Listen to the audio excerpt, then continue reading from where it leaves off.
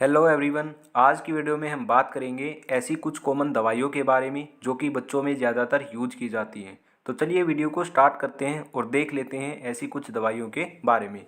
सबसे पहले जो दवाई आती है वो है पैरासीटामोल सिरप।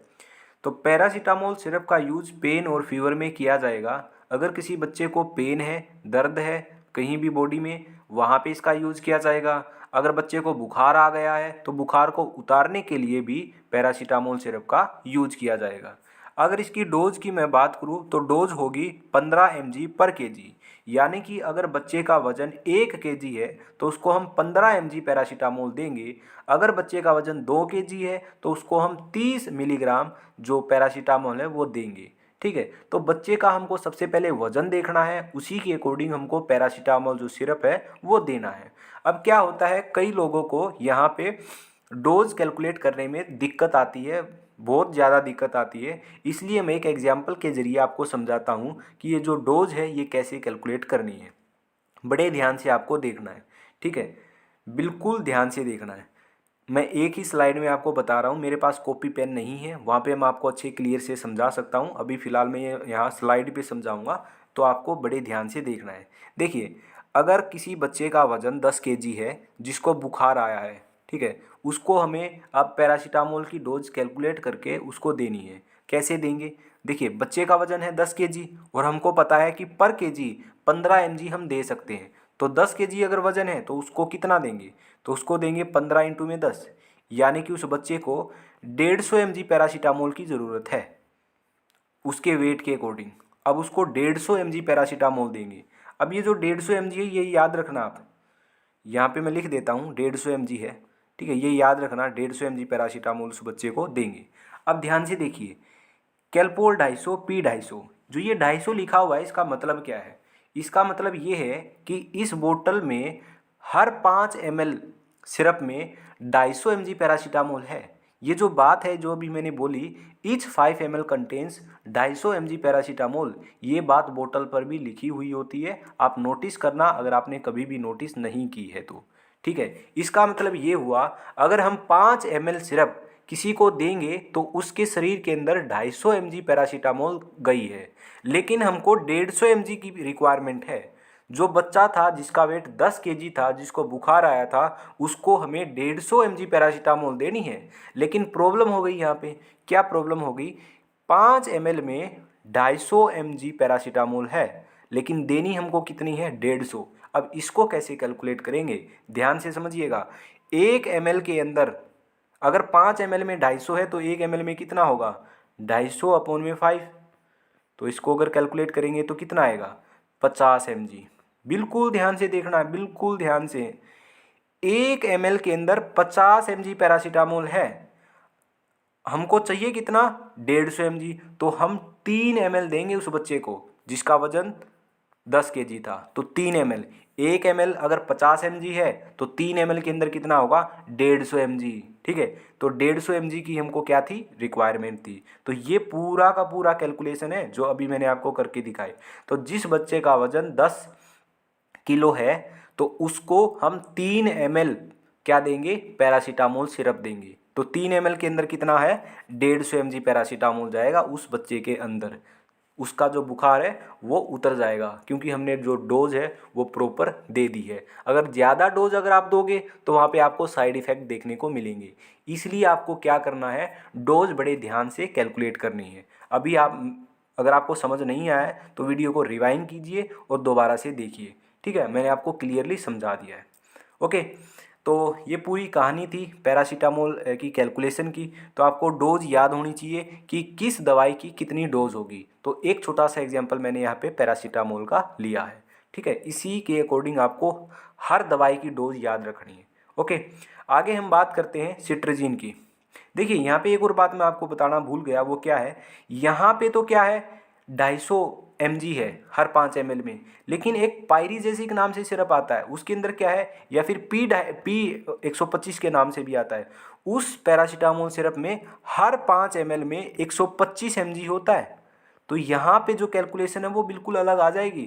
अब हमको 1 ml में यहाँ पे 125/5 कैलकुलेट करना पड़ेगा और इसके अकॉर्डिंग वहाँ पे डोज देनी पड़ेगी। तो इसलिए मैं आपको बोल रहा हूँ कि आप पहले पैरासीटामोल सिरप को ध्यान से देखिए उस बोतल पे लिखा क्या हुआ है। उस बोतल पे लिखा हुआ होगा कि ईच 5 ml कंटेन 250 mg, या फिर लिखा हुआ होगा ईच 5 ml कंटेन्स 125 mg।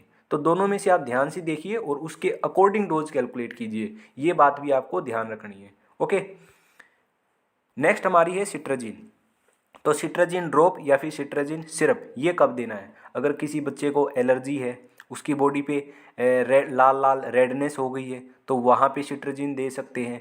अगर उसकी जो नाक है वो बह रही है ना, तो वहाँ पे दे सकते हैं।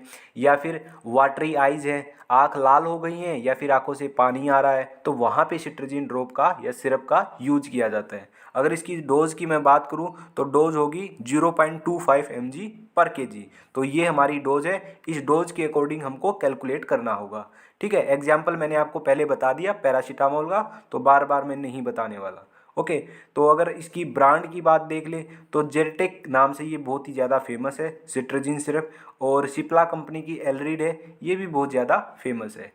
नेक्स्ट जो हमारी दवाई है वो आती है सेलाइन नेजल स्प्रे।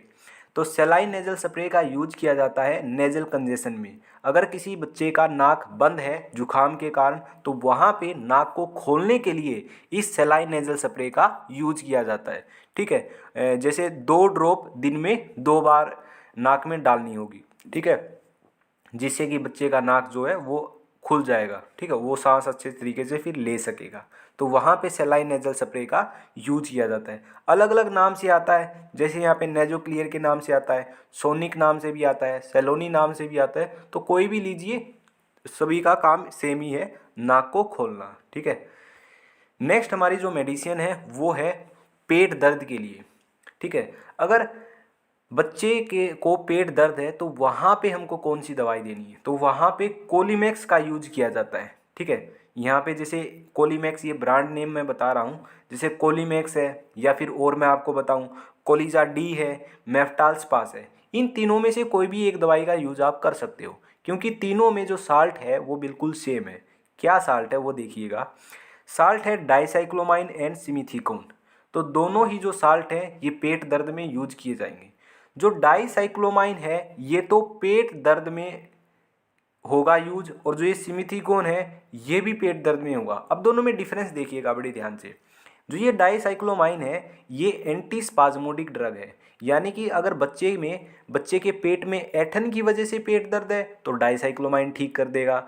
अगर बच्चे के पेट में गैस की वजह से दर्द है तो सिमिथीकोन ठीक कर देगा। तो डाइसाइक्लोमाइन एक एंटी स्पाज्मोडिक ड्रग है, और जो सिमिथीकोन है ये गैस फॉर्मेशन को ठीक करती है, होने नहीं देती है। तो गैस की वजह से पेट में दर्द होगा तो सिमिथीकोन ठीक कर देगा, अगर ऐठन की वजह से पेट में दर्द है तो डाइसाइक्लोमाइन ठीक कर देगा। इसलिए दोनों का कॉम्बिनेशन दिया जाता है कोलीमैक्स। ठीक है, अगर इसकी डोज की मैं बात करूं तो इसकी जो डोज होगी वो होगी, पहले तो जो 6 महीने से अगर कम का बच्चा है ना, जिसकी एज 6 महीने से कम है, तो उसको तो जो ये कोलीमैक्स है या फिर मेफ्टाल स्पास है या कोलिजा डी है ये बिल्कुल भी नहीं देने हैं। ठीक है, आप डॉक्टर से मिलिए और वहाँ पे आप कंसल्ट कीजिए। तो 6 महीने से बच्चे में 6 महीने से कम अगर कोई बच्चा है तो उसको ये दवाई बिल्कुल भी नहीं देनी है। अगर 6 महीने से 2 साल तक के बीच का बच्चा है तो उसको 2.5 ml दे सकते हैं। ठीक है, अगर 2 साल से 12 साल तक के बीच का बच्चा है तो उसको 5 ml ये दिया जा सकता है। ठीक है, तो ये हमारी बात हो गई डोज की।